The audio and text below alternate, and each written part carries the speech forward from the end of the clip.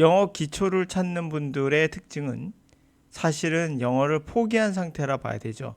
그 상태에서 다시 시작하다 보니까 기초를 찾게 됩니다. 근데 왜 나는 포기하는가? 그 원인이 무엇인가 한번 생각해 볼 필요가 있습니다. 바로 영어를 규칙으로 배운 사람은 또는 아이는 어려운 영어가 나오면 금방 포기할 가능성이 높다는 얘기예요. 규칙? 나는 모르겠는데 이게 문법이에요. 또는 구문입니다. 이렇게 해석해라 저렇게 해석해라 주문이 많죠. 그렇게 주문이 많으면 이게 규칙입니다. 나는 규칙은 외우지 않았으나 나는 문장은 암기했어. 나는 단어를 암기했지. 한다면 암기돼요. 규칙과 암기가 같은 것입니까? 같은 거예요. 우리 뇌는 규칙이라 한다는 것은 지켜야 될 것이라 생각하고 암기라는 것도 반드시 이것을 암기해서 이것을 나의 머리에 박아놓겠다라는 강압적인 방법이기 때문에 이건 또 다른 규칙으로 작용될 수밖에 없어요. 그래서 영어를 실패했던 사람들의 특징은 영어를 암기하거나 규칙으로 해결하려고 했던 거예요. 그래서 이 방법은 좋지 못합니다. 그에 관한 심리적인 실험을 한번 같이 해보도록 하죠. 이 저자는 이러한 실험을 통해서 아이들이 어떻게 변해가는지를 보여줬고요. 물론 아이들을 그냥 아무것도 안 시키고 자유롭게 하면 되느냐? 물론 그건 아니겠죠. 영어를 겨우 시키더라도 너무나 규칙이 얽매인 아마 초등학교 때까지는 그럴 일이 별로 없는데 중학교 들어가면은 이제부터 아마 여러분들이 대부분 학원을 방문할 경우가 많아요. 제가 학원의 베테랑으로서 그래도 이 정도 이야기는 할 수 있을 것 같아요. 학원에 가서 하면 강사들이 대부분 구문 독해나 수능에 필요한 거라며 이제까지 회화 위주로 했다면 이제 수능 위주로 바꿔야 됩니다 라고 이야기를 할 거예요. 이거 반은 맞고 반은 틀립니다. 회화 위주의 수업을 했다는 게 나쁜 거냐? 아니요, 무조건 좋아요. 오케이. 그런데 문제는 초등학교 때 회화 위주만 했지 독해를 했나가 문제예요. 그러니까 회화 위주가 나쁜 게 아니에요. 그 상태에서 독해를 좀 해주면 되는데 이건 안 하고 이것만 한 거예요. 그렇다고 해서 수능이 되니까 이제부터 구문 독해하고 단어 암기하고 그리고 지문이 어려우니까 어려운 지문들에 대한 어떠한 그런 것도 배우고 이렇게 이야기를 할 거예요. 이거 우선은 이 영어 강사가 잘 모르는 거예요. 지우세요. 머리 지우시고. 맞습니다. 근데 수능에서는 독해를 좀 할 필요가 있어요. 여기다가 첨가한다 생각해서 반드시 독해를 회화보다 조금 더 시간을 투자해 줘야 됩니다. 근데 회화를 하는 학생들은 영어를 그대로 받아들일 수 있는 기본이 되어 있는 거거든요. 거기에 훈련만 시키면 되는데 예를 들면 자전거를 타는 학생은 오토바이를 탈 수 있어요. 이게 기본 원리가 같거든요. 단지 조금 복잡하죠. 작동해야 될 게 좀 많죠.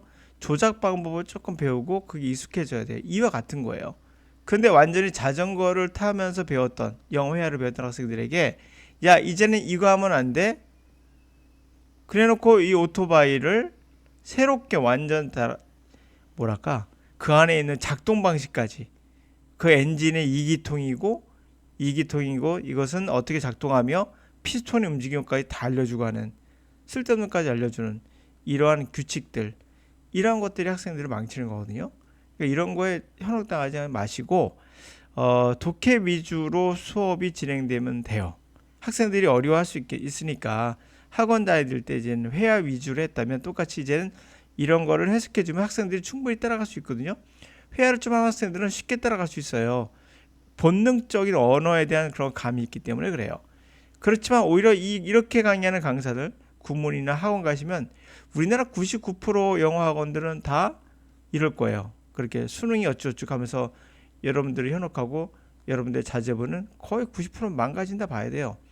사실 잘할 수 있는 능력을 다 가로막고 본인들이 좀 정신 차리면 좋겠는데 힘들죠. 여러분들도 제가 말했던 이 부분들 주의하셔서 학원 갈 때는 차라리 안 가는 게 나을 수도 있습니다. 이게 참 애매한데 하여튼간에 보도록 합시다. 여러분들은 수능이라고 해서 구문독해를 시작하는 아이들의 고통을 즐기지 마세요. 그거는 여러분도 망가지고 그 아이도 망가집니다.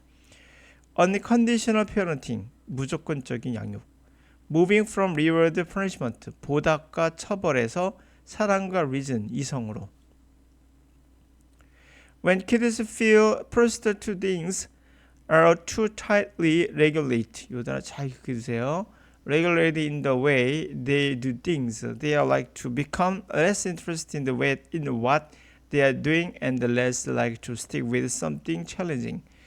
자, 언제 아이가 feel force, 강요를 받죠?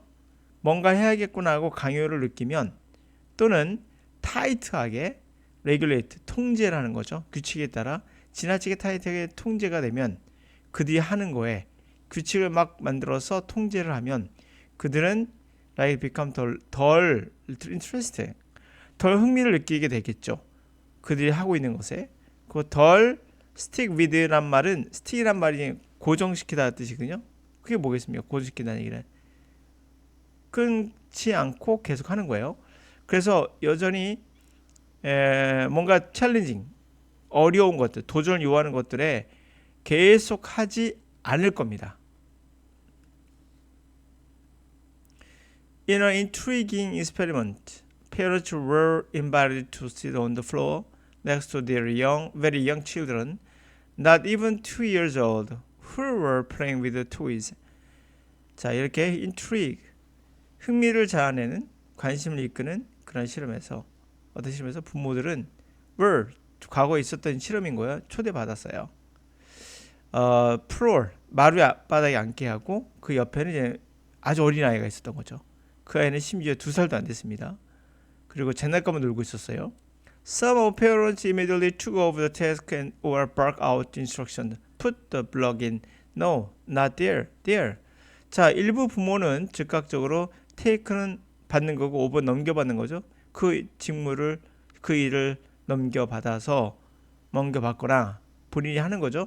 또는 bark out, 소리 지르는 거죠. 소리를 지르기 시작합니다. 야, 블록을 여기에 넣어. No, 아니야. 거기 아니야. 여기 이렇게. 저기 이렇게 되겠죠. Others were content to let their kids explore, providing encouragement and offering help only when it was needed. 자, 다른 사람들은 content 하면 현용사 할 때는 만족하는 거거든요. 그러니까 기쁘다는 얘기, 만족한다는 얘기는. 그러니까 다른 사람들은 이제 만족스럽게 그냥 내버려 두는 거죠. let. 그러니까 기꺼이 내버려 두는 겁니다. 만족해하면 기꺼이 내버려 둡니다. 그들의 아이들이 탐험하고, 그리고 provide encouragement, 기꺼이 내버려 두고, 그리고 이제 격려를 주고, 그리고 offering help, 도움을 제공하는 거죠. 단지 필요할 때만. Later, the babies were given something else to play with. This time without their parents present. 자, 나중에 그 아이들은 뭔가 다른 것을, 놀이할 다른 것을 받게 되었고, 이번에는 부모들이 present, 참석하지 않은 거예요. It turned out once they were in their own, those who had a controlling parents were apt to give up more easily rather than trying to figure out how the new toy worked. 자, 그것이 turn out, 드러났습니다. 뭐냐면 일단 그들이 혼자 있을 때 그들은 컨트롤하는 부모가 있었던 애들은 be apt to, 뭐만 하는 경향이 있다.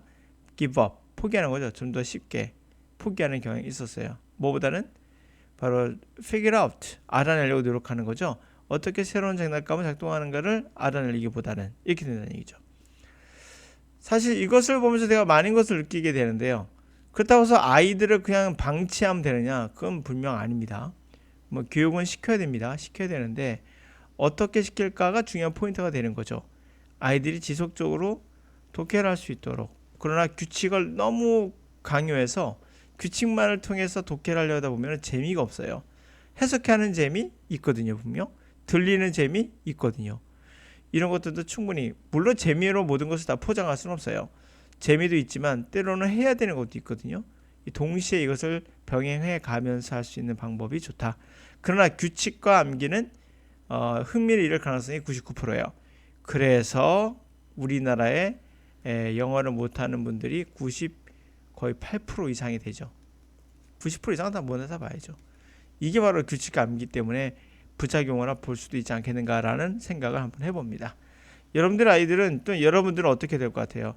내가 규칙을 암기해서 또는 암기해서 배운다는 것이 얼마나 허망한 짓인가를 우리가 이 실험을 통해서 알 수가 있죠. 우리의 심리는 반드시 알 필요가 있어요. 그래서 내가 최대한 이 심리적으로 부작용이 있는 것은 좀 피해서, 그리고 그도 안 할 수는 없으니까 해가면서 적절하게 조율하는 게 중요하겠다.